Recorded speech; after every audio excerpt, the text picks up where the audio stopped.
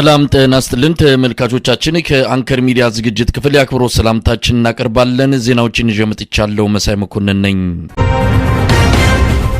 ተመልካቾቻችን አሁን የደረሰን ዜና አለ። የህዝባዊ ወያኔ ሓርነት ትግራይ ህወሓት ጦር ተከዜን መሻገሩ ተገለጸ።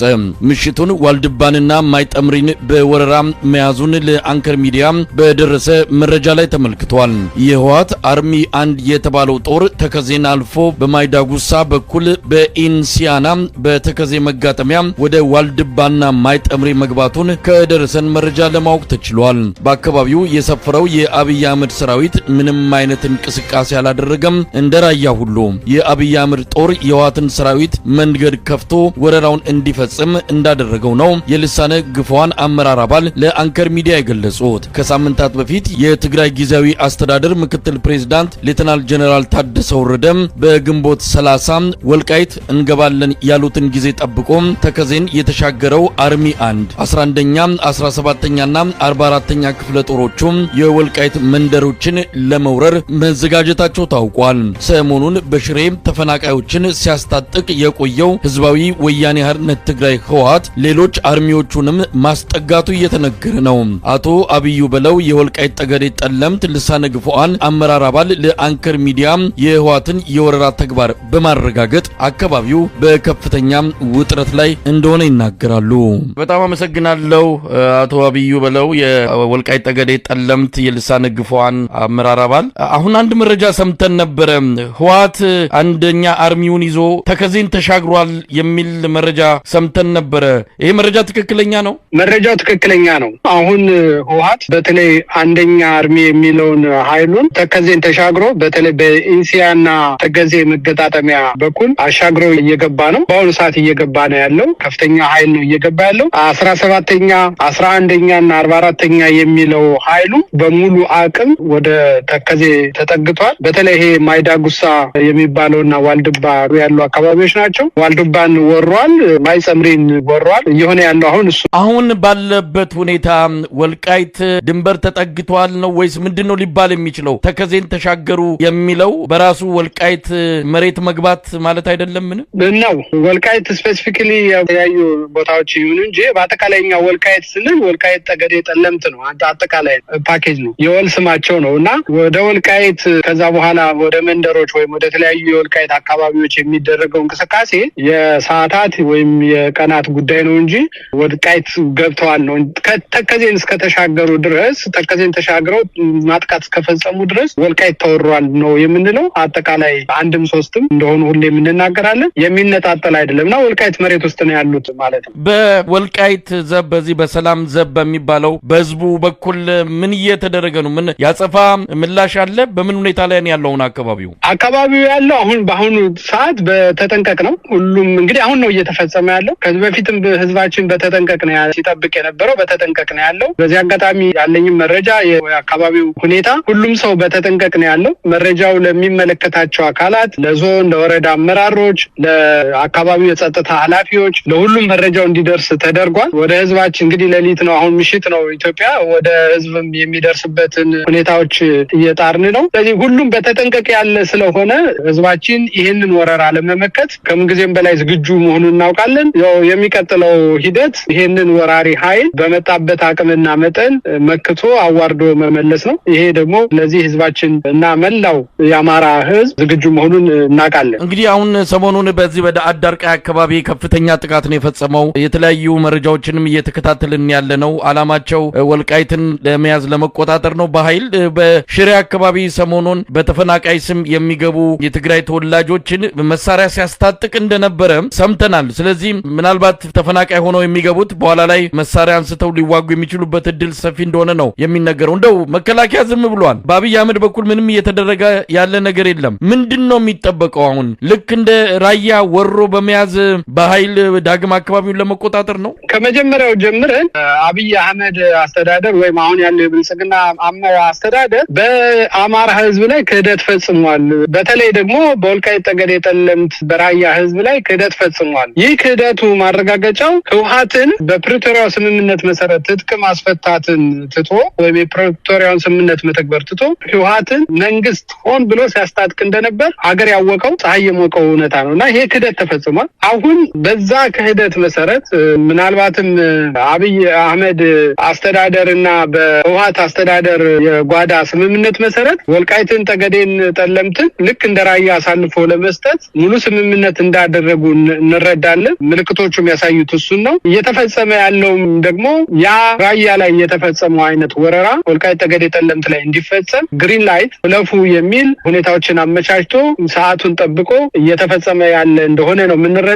አጠቃላይ እየተፈጸመ ያለው በህዝባችን ላይ ክህደት ነው። መንግስት ወይም አገዛዙ እየፈጸመ ያለው መከላከያም ጭምር በዚህ ውስጥ ተሳታፊ ሆኖ ህዝባችንን ለጥቃት ለወረራ አሳልፎ እየሰጠበት ያለበት ሁኔታ ነው ያለው። በተመሳሳይ ደግሞ የአማራን ህዝብ ትግል ለመድፈቅ በዚህ በመከላከያ በኩል አዲስ ጥቃት እየተፈጸመ ነው ያለው። አዲስ ዘመቻ ተከፍቷል። እንግዲህ ይሄ የተቀነባበረ በሁለቱም በኩል የተጠና ህዝባችንን ሳንዱች ለማድረግ ሁለት ጦርነቶችን ወይም ሁለት ግንባሮችን በአንድ ጊዜ እንዲዋጋ ሆን ተብሎ ታስቦ የተደረገ በተጠና መንገድ የተደረገ ነው። እንግዲህ ውጤቱን አብረን የምናየው ይሆናል። ህዝባችን ግን ለዚህ ፍጹም ዝግጁ እና ቆራጥ እንደሆነ አምናለሁ፣ አውቃለሁ። እንግዲህ የሆነ ያለው ይሄ ነው። መሳይ አቶ ብዩም እንግዲህ ሁኔታውን እንከታተላለን። አሁን ከመሸ የሆነ ጉዳይ ስለሆነ አጠቃላይ ሁኔታውን በቅርበት ለመከታተል እንደምንችል ለተመልካቾች እንገልጻለን። እንደው በመጨረሻ ምን ማለት ይቻላል? አሁንም የምንተማመነው በህዝባችን ነው። ወራሪውን የህወሓት ኃይል ሰብሮ ራሱንም አካባቢውንም ነፃ ያወጣው ህዝባችን በከፈለው ከባድ መስዋዕትነት ነው። አሁንም የምንተማመነው በህዝባችን ነው። በሁሉም አቅጣጫ ያለው ህዝብ፣ የአማራ ህዝብ፣ የአማራ ፋኖ፣ የአማራ ልዩ ዘብ ሁሉም በዚህ ሰዓት ፊቱን ወደ ጠላት ነው ማዞር ያለበት። የሚያሳዝነው ሁለት ጠላት ነው የገጠመን፣ ሁለት ጦርነት የተከፈተብን፣ በሁለት በኩል እየተወጋ ነው ህዝባችን ያለው። ነገር ግን ይሄንንም በድል ተወጥቶ ታሪክ እንደሚጽፍ ታሪክ እንደሚያስመዘግብ ምንም ጥርጥር የለኝም። ስለዚህ ህዝባችን በተጠንቀቀ ቆሞ ይሄንን ጦርነት በድል ለመወጣት ከምንጊዜውም በላይ ሁኔታዎችን ነቅቶ እንዲጠብቅ፣ አመራሮቹን የሚሰጡትን መመሪያ እንዲከታተል፣ ከማንጊዜም በላይ መናበብ እንዲኖር፣ ከምንጊዜም በላይ ሁሉም ኃይል ሁሉም አቅም ተሰባስቦ ወደ ጠላቶቻችን እንዲዞር መልእክቴን ማስተላለፍ እወዳለሁ። አደራ ማለት እወዳለሁ። በተረፈ ግን ያለውን ሁኔታ እየተከታተልን ከታችም ካሉ አመራሮች የሚተላለፉትን አንዳንድ መልእክቶች እንዲሁ የምናደርስ ይሆናል። ህዝባችን መረጃዎችን በንቃት እንዲከታተል አደራ እላለሁ። ለተሰጠኝ ድል በጣም አመሰግናለሁ። ድል ለህዝባችን።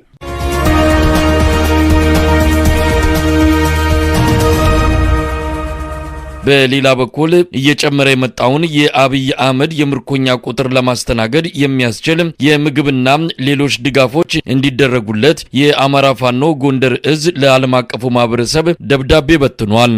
የአብይ አህመድ አገዛዝ ምርኮኞችን ለመቀበል ፈቃደኛ ባለመሆኑ ቀይ መስቀልን ጨምሮ ዓለም አቀፍ ተቋማት ድጋፍ እንዲያደርጉ ነው በተበተነው ደብዳቤ የተጠየቀው።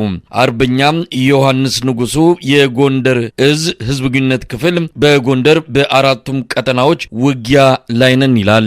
የአማራ ፋኖ ጎንደር እዝ አጠቃላይ አብዛኞቹ ክፍለ ጦሮች ወደ አውደ ውጊያ እንዲገቡ ማድረግ ተችሏል። መላ ጎንደር ዋና ዋና መስመሮች ጠላት የተቆጣጠራቸው ከተሞችን ኢላማ ያደረጉ ጠላትን የሚደመስሱ አጠቃላይ ቆራርጦ የሚያስቀሩ ብርቱ እንቅስቃሴዎችን በትስስር ጀምራል። በዚህ መሰረት ዛሬ አጠቃላይ የጎንደር አካባቢዎች ማለትም በደቡብ ጎንደር፣ በሰሜን ጎንደር፣ ማዕከላዊ ጎንደር እንዲሁም ምዕራብና ምስራቃዊ የጎንደር አካባቢዎች አውደ ውጊያዎች ተጀምረዋል። የጎንደር ከተማ በከበባ ውስጥ ትገኛለች። በአሁኑ ሰዓት ምናልባትም ከደቂቃዎች በኋላ ነጻ የመሆን ዕድል ይኖራታል። እዛ ውስጥ የደባርቅ ዳባቱን ከተሞች አንዳንድ ቦታ በጥምር አንዳንድ ቦታ የጎንደር ህዝብ ብቻ የብርጌዶችና ክፍለ ጦሮችን በማሰለፍ አውደ ውጊያዎች እየተደረጉ ይገኛሉ። በደንቢያ ሁለት ቀጠና ፍራንኪስታና ወላድባ እንዲሁም ግራርጌ አካባቢ እንዲሁም አዘዞ ዙሪያ አሁኑ ሰዓት ውጊያና የውጊያ ውጊያ እንቅስቃሴዎች ተፈጥረዋል። አምባ ጊዮርጊስን ሙሉ በሙሉ ተቆጣጥረናል። ደባርቅን እንዲሁም ዳባትና ዳራን አካባቢዎች ጨምሮ የመተማ ቀጠናዎችን፣ የደንቢያ ቀጠናዎችን፣ አብዛኞችን ቀጠናዎች ጠላትን ከፋፍለን እየመታን እያፍረከረክን እያስመደመድነው እንገኛለን። በዚህ አጋጣሚ እጃቸውን ለመስጠት ፈቃደኛ የሆኑት በምርኮ ፍሪ የሆኑ እጃቸውን እንዲሰጡ እየተደረገ ነው ያለው። ቀሪዎቹ ግን አሻፈረ ብለው የብልጽግናን ቡድን በጥቂት ፍላጎት ሲል መስዋዕትነት እንዳይከፍል ቤተሰብ ዘመድ እንዲናገር እየደወለ እንዲናገር በስልክ በደብዳቤ በአካል በተመቸው የግንኙነት አግባብ የሰራዊት አባላት የሆነ በአማራ ክልል ውስጥ ያለ አጠቃላይ ህይወቱን እንዲያድን ያደረገውን ጥሪ እንዲቀላቀል፣ ከዛ ውጭ ግን የማያዳግም እርምጃ እየተወሰደ ይቀጥላል ማለት ነው። አርበኛ ዮሐንስ እንግዲህ በእናንተም በአርበኛ ባየ ቀናው በአማራ ፋኖ በጎንደር የዳባትን ከተማ ዛሬ እንደተቆጣጠሩ ሰምተናል። በአጠቃላይ በጎንደር የሚካሄደው እንቅስቃሴ ተጠናክሮ ቀጥሏል። የጻፋችሁትም ደብዳቤ አለ ለዓለም አቀፉ ማህበረሰብ በተለይ ለቀይ መስቀል እርዳታ እንዲደረግ፣ ምክንያቱም ከፍተኛ ቁጥር ያለው ምርኮኛ በእጃችሁ ስለሚገኝ ለነሱ ቀለብና ለአንዳንድ ነገሮች። እስቲ ምንድነው የጻፋችሁት ደብዳቤ? የጻፍነው ደብዳቤ በተመለከተ በስልክ ግንኙነት ለማድረግ እንደሞክረዋል ከዓለም አቀፍ ቀይ መስቀል ማህበር ጋር ምርኮኞችን በውጊያ መስዋዕትነት ከፍለን ህይወታቸውን እኛ መስዋዕትነት ከፍለን እነሱን ህይወታቸውን አድነን ለቤተሰብ ተረከቡ እያልናቸው ነው። ለእነሱ እንዲረከቡ እንደገና ቤተሰቦቻቸው ጋር እንዲያገናኙ ጤንነታቸው እንዲጠበቅ ሕክምና እንዳደርጉላቸው ድጋፍ እንዳደረጉላቸው የሎጂስቲክስ ድጋፍ እንዳደርጉላቸው ያስፈልጋል። ይሄ ደግሞ መደበኛ ስራቸው መካከል አንዱ ነው። ይህን ጥሪ አድርገናል። በተደጋጋሚ ሌሎች የሰብአዊ መብት ተሟጋቾችን ጠይቀናል። አምባገነኑ የአብይ አህመድ አገዛዝ ግን ነጻ እንቅስቃሴ እንዳያደርጉ በሀገሪቱ የሚገኙትን የሲቪክ አሶሲዬሽኖች ዓለም አቀፍ የሆኑ በሀገሪቱ የሚንቀሳቀሱትን ጭምር ያልተፈለገ ተጽዕኖ ስለሚያደርግባቸው በምንፈልገው ልክ ምርኮኞችን ሊረከቡን አልቻሉም፣ ወይም ደግሞ ሊጎበኛቸው አልቻሉም። ጫና እንደምባቸው ደርሷል። በዚህ ምክንያት ግን ምርኮኞችን የመቀለብ እዳው ምርኮኞችን የማሳከም እዳው በእኛ እጅ ነው ያለው። እዚህ በድጋሚ ጥሪ ያቀረብነው በዚህ ምክንያት ነው ማለት ነው። የአህመድ አገዛዝ ደግሞ ምርኮኞችን በተመለከተ ምንም ከማለት ተቆጥቧል ማለት ነው። ያገኛችሁት ምላሽ የለም እስካሁን ከዓለም አቀፉ ማህበረሰብ ከቀይ መስቀልም ሆነ ከሌላው አካል? ሌሎች አካላቶችን እንዳልኩት ተጽዕኖ ምክንያት የመገናኘት ዕድሉ አስቸጋሪ ሆኖብናል። ከዓለም አቀፉ ቀይ መስቀል ማህበር ጋር ግን በስልክ እንዲረከቡ የቀረበላቸውን ጥያቄ ለማስፈጸም የሚቸገሩ መሆኑን የሚቸገሩበት ምክንያት ደግሞ አሁን ያለው በነጻነት የሰብአዊ እርዳታ አገልግሎት መስጠት አስቸጋሪ የሆነ እንደመጣ ጠቅሰዋል ማለት ነው። ከዚህ ውጭ ግን አሁንም ግፊት አድርጎ ዓለም አቀፍ ማህበረሰብ የሰብአዊ መብት ጉዳይ ነው። እነዚህም ምርኮኞች እንዲረከበን እንፈልጋለን። እስከዛው ደህንነታቸውን ጠብቀን እናቆይ